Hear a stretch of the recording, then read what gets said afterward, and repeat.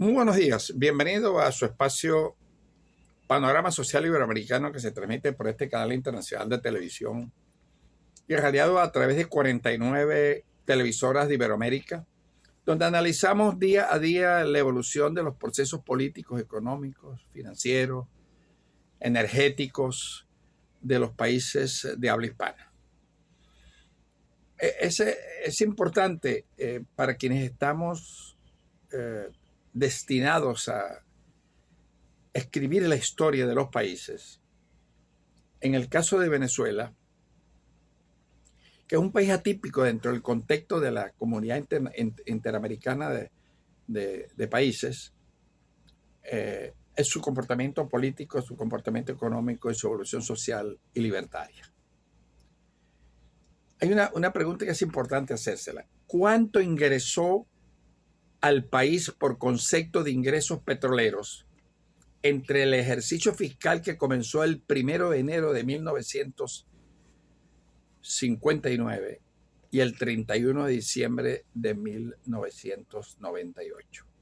Fueron 40 años donde los partidos políticos que gobiernan a Venezuela, o sea, las cúpulas de los partidos políticos que gobiernan a Venezuela, de Acción Democrática y COPEI, que cada uno tenía unos 15 integrantes, eran quienes repartían los ingresos petroleros a través de una ley que era la ley de presupuesto y gastos públicos del país. O sea, la aprobaba el Congreso en las cámaras, en ambas cámaras, y a través de esa aprobación se hacían las inversiones en los distintos ministerios del gabinete. Si observamos cómo fue la distribución de esos presupuestos, nos encontramos que los de más alta denominación presupuestaria eran los de defensa y el Ministerio de Relaciones Interiores. Se llevaban el 68% del presupuesto nacional. Eso significa gasto corriente y mantenimiento de las Fuerzas Armadas. Y el restante era para la inversión del gasto público relacionado con las obras públicas y el mejoramiento y el crecimiento de la infraestructura de los servicios del país. Estudios hechos por las universidades de Venezuela, la Universidad de los Andes, la Universidad Católica Andrés Bello, la Universidad del Zulia, la Universidad de Carabobo y nuestra alma mater, la Universidad Central, estudiaron con precisión exacta cuánto llegaba de inversión para el mejoramiento de la infraestructura del país de ese restante 48% que se invertía. ¿A dónde iban esos recursos? Determinaron minuciosamente que solamente el 25% de lo que se invertía para el mejoramiento de la infraestructura nacional y de los servicios era lo que llegaba a obras. Y ese tipo de obra, a partir del año 58, que el presidente Pérez Jiménez modernizó un país con una infraestructura de primera calidad de la ingeniería civil, cambió totalmente. Entonces, la calidad de las obras eran de muy pésima especificación de carácter técnico. ¿Por qué? Porque las obras se contrataban a gente que pertenecía y tenía empresas de los partidos políticos. Y esas empresas recontrataban a otras empresas. Y a veces iban 3 niveles de contratación. Y lo que llegaba realmente a la obra que se iba a construir era el 25% del 100% que se destinaba para la construcción de carreteras, hospitales, obras civiles, puentes, y mantenimiento general de la infraestructura del país. Por eso, cuando concluye el régimen de partidos, la situación era caótica. El partido de gobierno, desde sus directivas, distribuían los presupuestos, absolutamente. Los presupuestos nacionales, de dinero no trabajado porque provenía de la renta petrolera. Éramos un país rentista y después fuimos un país parasitario del petróleo. El crecimiento del ingreso petrolero vertiginoso comienza realmente no en 1940 cuando llegan las petroleras. Aproximadamente entre los gobiernos del presidente Medina Angarita, inicio del gobierno de López Contreras, la Junta Revolucionaria de Gobierno, los 2 años de la Junta Militar del presidente Delgado Chalbó y el gobierno de Pérez Jiménez, el país recibió en esos casi 25 años 4.800 millones de dólares de ingresos petroleros, que fueron mejorando en la medida en que el presidente Medina sancionó la ley de hidrocarburos del 42 y obligó a los norteamericanos a construir las refinerías en plena guerra mundial. En un país miserable total, pero daba vergüenza, era uno de los países más miserables, con pobreza, enfermedades, patologías que diezmaban la población en una forma dramática. Los niveles de vida eran de apenas 43 años. A final de 1958 eran 78 años porque el vuelco que le dio la calidad de las obras que hizo el gobierno de Pérez Jiménez en todo el país lo transformó en 4 años de gobierno. Entre febrero del 53 y el 31 de diciembre que termina el ejercicio fiscal del año 57. Por concepto de ingresos petroleros, entre el 1 de enero de 1959 que se inicia el gobierno de Rómulo Betancourt, entraron a Venezuela por concepto de exportaciones de petróleo y derivados la monstruosa suma de 510.000 millones de dólares americanos. Un dólar a 3.35, que terminó al final de la llamada democracia de los partidos a 578 bolívares por dólar. Pulverizaron el signo monetario con el Viernes Negro en el gobierno de Luis Herrera y empezó la fuga de capitales cuando ya el régimen de partidos se había ido por el barranco de la historia. Entonces vinieron los endeudamientos con el Fondo Monetario Internacional, con préstamos al 3%, pero que los cobraban. Esa era la finalidad del Fondo Monetario para con Venezuela. Presta y cobra. Y endeudaron al país en los últimos 4 periodos constitucionales, desde Lucinchi hasta Caldera II, que es quien entierra la agonía del sistema político. Fue el enterrador y administró la agonía de esa democracia fallida y corrompida, en la suma de 48.500 millones de dólares con el Fondo Monetario. Y durante ese mismo lapso, entre enero del 59 y diciembre del 98, recaudaron por concepto de impuestos nacionales, regionales y municipales, equivalente en dólares, 138.000 millones de dólares. Y el país quedó en la caja plana. Hay una famosa frase de cuando asume Luis Herrera la presidencia, que le preguntaron al ministro del Interior que cómo veía la administración anterior. Y la respuesta fue: rasparon la olla. El país estaba quebrado. En el gobierno de Luis Herrera, les recuerdo de nuevo, se destruyó totalmente al bolívar.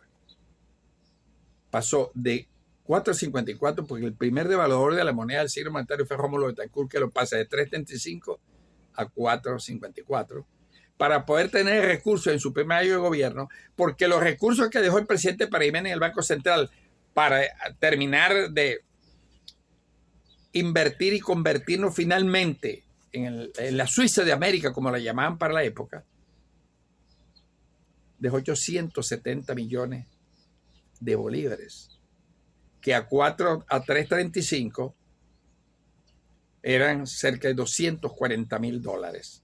Una fortuna para un país de 11 millones de habitantes, que ya había transformado toda la infraestructura del país. La dotó de todos hospitales, carreteras, industrias, puentes, 90 puentes traídos de Alemania para unir al país, 11.000 kilómetros de carretera, 42 hospitales clase 1, dotados con los mejores equipos europeos, todos los aeropuertos nuevos, acueductos, aguas negras, teléfono y electricidad a 236 ciudades. Y los pueblos capitales de estado los transformó en ciudades modernas. Crecimiento económico del 9% del Producto Interno Bruto anual. Cero desempleo. Seguridad absoluta, ciudadana y jurídica. Pero a partir de 1959, que Estados Unidos impone las llamadas democracias liberales representativas, como fue la de Venezuela, comenzó el gran desorden y la gran corrupción de los 40 años en que Acción Democrática manda el país 25 años y el COPEI lo manda en 15 años. De tal manera que ese inmenso desastre desembocó en el gobierno de Hugo Chávez.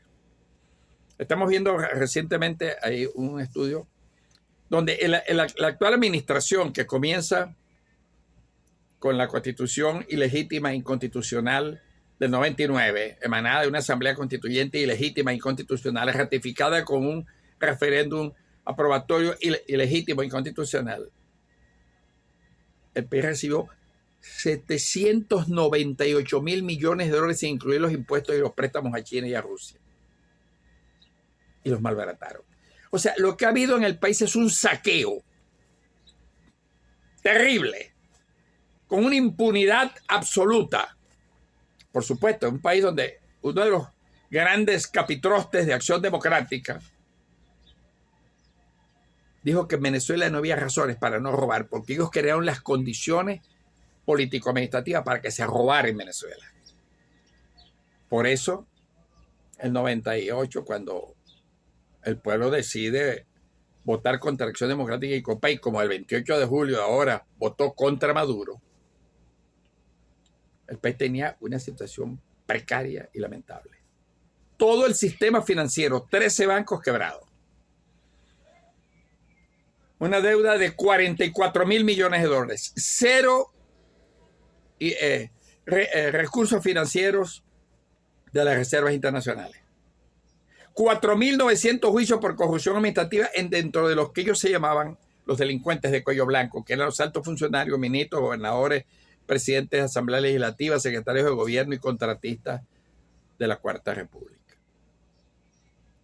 De tal manera que cuando Hugo Chávez, por esas carambolas políticas, el pueblo vota contra la democracia de los partidos, la dictadura de los partidos, el beneficiario fue Hugo Chávez. Y le correspondió una era y época de grandes ingresos como consecuencia de la guerra del Medio Oriente, y pasan el barril de petróleo, oigan, de $10 a $100. Y el país se intoxicó y Chávez malbarató y se robaron y saquearon y lo siguen haciendo, porque ahorita el gobierno de Nicolás Maduro acaba de anunciar en este año que está cerrando que hubo un desfalco en el ingreso petrolero de 33.000 millones de dólares cometidos por el presidente PDVSA, sin meter los otros robos a Pudreval, a las 200.000 millones de dólares que se perdieron y se desaparecieron en construcciones de obras contratadas con Odebrecht y con contratistas que asumieron la construcción de obras necesarias para mantener la infraestructura. De tal manera que el saqueo que se le ha hecho a Venezuela no se lo merecía. Y ahí está el pueblo, viviendo en 22.600 barrios inmundos y asquerosos. Para un ejemplo palpable de lo que ocurre en Venezuela, está la ciudad de Barcelona. Da vergüenza, da pena. Una de las ciudades más hermosas por la construcción barroca española, que hay 8 en Iberoamérica nada más. Y están en el Ecuador, en Perú, en Colombia y en Venezuela. Destrozada la infraestructura de la ciudad, las calles, las cloacas, el deterioro de las aceras, de las plazas. ¡Qué vergüenza! ¡Qué pena! Recientemente invité a un funcionario de Naciones Unidas para que viera por su propia apreciación el deterioro de esta ciudad. Y así está el resto del estado. Económicamente, un desastre. Sin combustible, con el sistema eléctrico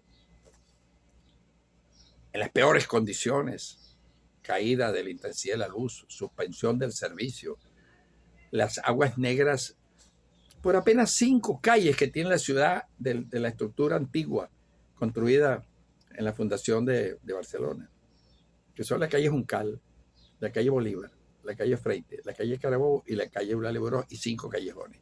Da pena transitarla. Navega en aguas cloacales, destrucción de las aceras.